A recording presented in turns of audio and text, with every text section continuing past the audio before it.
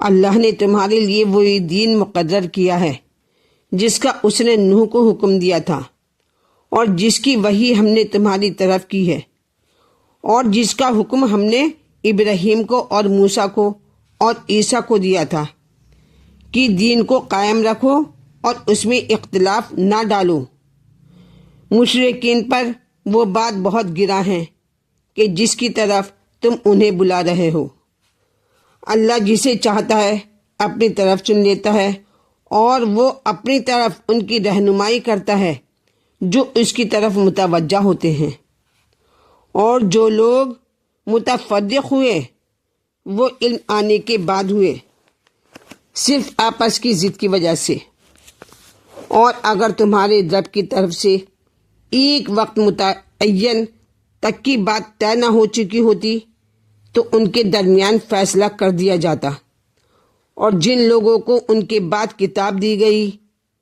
وہ اس کی طرف سے شک میں پڑے ہوئے ہیں جس نے انہیں تردد میں ڈال دیا ہے۔ بس تم اسی کی طرف بلاؤ اور اس پر جمے رہو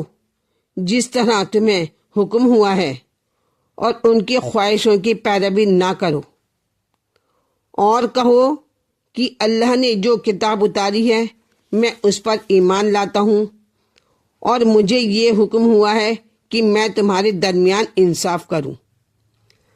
اللہ ہمارا رب ہے اور تمہارا رب بھی، ہمارے عمل ہمارے لیے اور تمہارے عمل تمہارے لیے ہیں، ہم میں اور تم میں کچھ جھگڑا نہیں۔ اللہ ہم سب کو جمع کرے گا اور اسی کے پاس جانا ہے۔ اور جو لوگ اللہ کے بارے میں حجت کر رہے ہیں بعد اس کے